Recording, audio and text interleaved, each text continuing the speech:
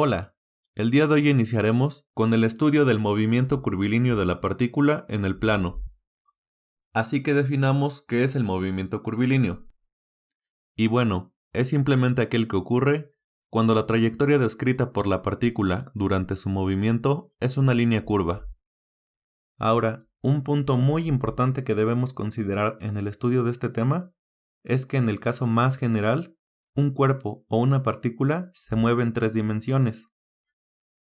Sin embargo, aún no entraremos al estudio de este tipo de movimiento, y por lo pronto, nos limitaremos a estudiar el movimiento en un plano, lo cual se justifica ya que, como veremos más adelante, una gran cantidad de los movimientos de puntos o partículas que se encuentran en la práctica de la ingeniería se pueden modelar precisamente como movimiento plano. Bueno, dada esta pequeña introducción, demos inicio.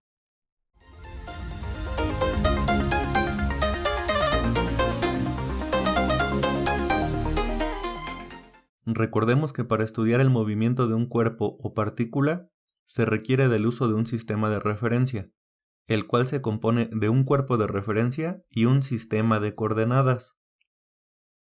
Sin embargo, hasta el momento solo hemos utilizado las coordenadas rectangulares, pero a partir de este tema emplearemos otro tipo de sistemas de coordenadas para estudiar el movimiento curvilíneo plano.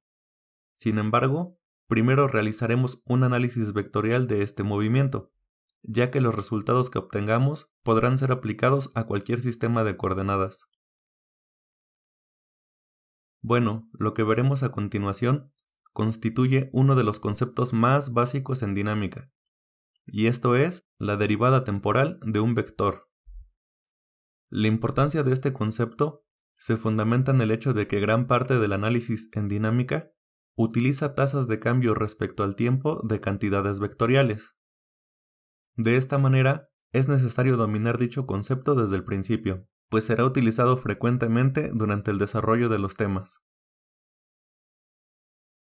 Y como paréntesis, durante este curso expresaremos a las cantidades vectoriales colocando una pequeña flecha por arriba de la variable. Entonces, para iniciar con el análisis vectorial, consideremos el movimiento continuo de una partícula a lo largo de una curva plana como se representa en la animación. Ahora supongamos que el tiempo se congela por un instante. De esta manera, la partícula se encontrará en una posición A justo en el tiempo t, donde la ubicación de A puede determinarse con ayuda de un vector de posición r trazado a partir de un punto de referencia fijo O elegido de forma conveniente. De esta manera, si se conocen tanto la magnitud como la dirección r en el tiempo t, la posición de la partícula en el punto A quedará completamente definida por dicho vector r dibujado en color azul. Ahora supón que el tiempo se descongela y la partícula continúa su movimiento sobre la trayectoria curva. Para que después de un intervalo delta t, el tiempo se vuelva a congelar y la partícula ahora se encuentra en un punto A', el cual puede ser localizado a partir del punto A por medio del vector delta r. De esta manera, si queremos determinar la nueva posición de la partícula en el punto A' respecto al punto de referencia fijo O, podemos obtenerla por medio de la suma de los vectores r más delta r.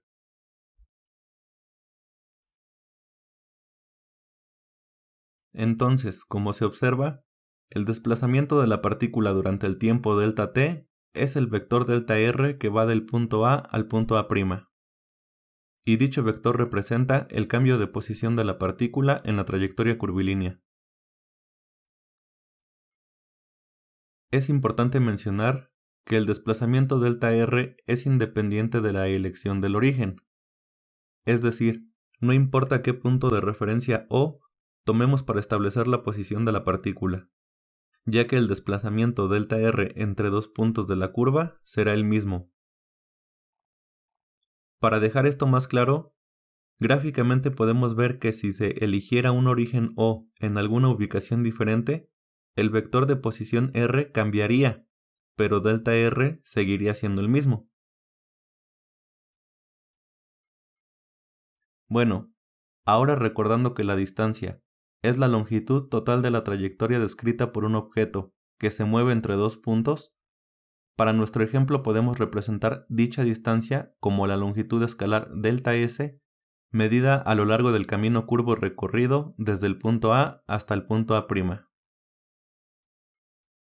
En resumen, debemos distinguir que el vector delta R es un desplazamiento, o bien es el cambio de posición de la partícula, mientras que delta S es un escalar que hace referencia a la distancia recorrida por dicha partícula. Como sugerencia, si tienes problemas con la interpretación de alguno de los conceptos que estamos manejando, te recomiendo ver los videos 2 y 3 de este curso de dinámica. Bueno, ahora continuemos con el concepto de velocidad en el movimiento curvilíneo, donde en principio tenemos que la velocidad promedio durante el movimiento de la partícula entre A y A' se define como el vector de desplazamiento entre el intervalo de tiempo en el cual ocurre dicho desplazamiento. Es decir, al dividir un vector entre un escalar, tenemos que la velocidad promedio es un vector. Por otro lado, la rapidez promedio de la partícula entre A y A' simplemente es el cociente de la distancia recorrida delta S entre el intervalo de tiempo delta t en el cual recorre dicha distancia. Es decir, la rapidez promedio es un escalar. Pero ahora, ¿qué sucede si se toman valores para delta t cada vez más pequeños?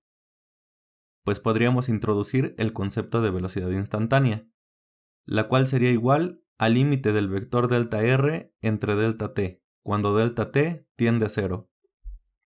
O bien, el vector velocidad instantánea es igual a la derivada del vector posición respecto al tiempo.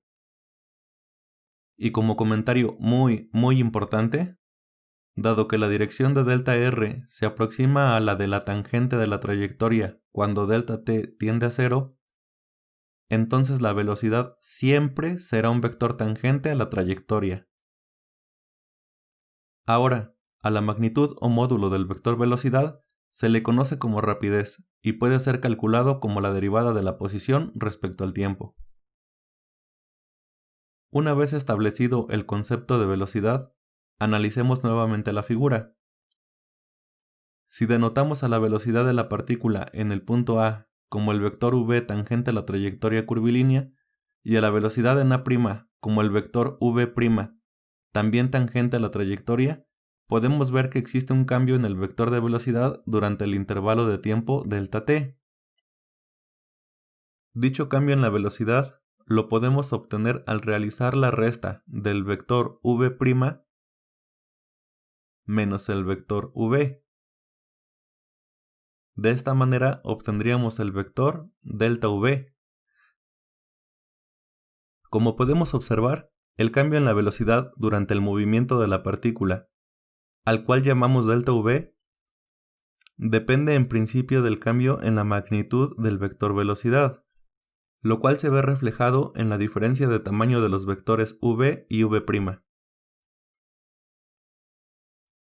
Pero además, delta v también depende del cambio de dirección de la velocidad, lo cual se aprecia en la diferencia de las inclinaciones de v y v'. Lo que acabamos de comentar es de gran importancia, ya que tanto el cambio en la magnitud como en la dirección son características fundamentales de la derivada de un vector.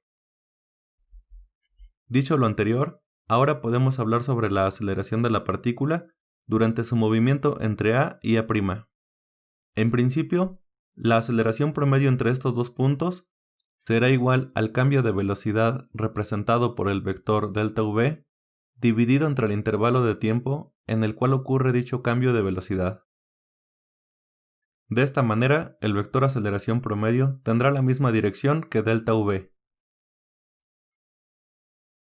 Ahora, si tomamos valores de delta t cada vez más pequeños, podemos introducir la definición de aceleración instantánea mediante la aplicación del concepto de límite. Entonces, el vector de aceleración instantánea de la partícula será igual a la derivada del vector velocidad respecto al tiempo. donde dicho vector aceleración incluye los efectos tanto en el cambio en la magnitud como de dirección de la velocidad. Sin embargo, esto lo veremos de forma más clara en temas subsecuentes. Bien, el análisis vectorial realizado en este video arrojó resultados que serán aplicados a los diferentes sistemas de coordenadas que veremos para estudiar el movimiento curvilíneo en el plano. Entre estos sistemas se encuentran las coordenadas cartesianas, también llamadas rectangulares, las coordenadas normal y tangencial, y las coordenadas polares. Así que para que quede más claro, es necesario hacer un resumen de los conceptos que aplicaremos más adelante.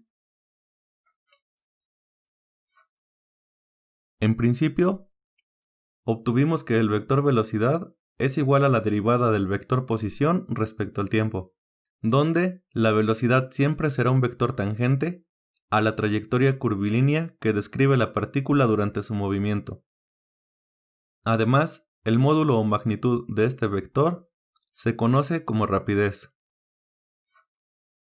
También pudimos determinar que el vector aceleración es igual a la derivada del vector velocidad respecto al tiempo, y dicho vector aceleración incluye tanto el efecto del cambio en la magnitud de la velocidad como el cambio en la dirección de la misma. Finalmente, como dato adicional, es necesario comentar que la derivada de la posición respecto al tiempo la podemos representar como el vector r con un punto arriba, mientras que la derivada de la velocidad respecto al tiempo la podemos representar como el vector v con un punto arriba. A esta notación se le conoce como notación de Newton y se usa principalmente en mecánica, normalmente para derivadas de tiempo, tales como velocidad y aceleración. Y listo, en el próximo video abordaremos el estudio del movimiento curvilíneo plano con ayuda de las coordenadas rectangulares. Muchas gracias por ver este video, espero que te haya sido de utilidad y no olvides que puedes dejar tus dudas o sugerencias en la caja de comentarios.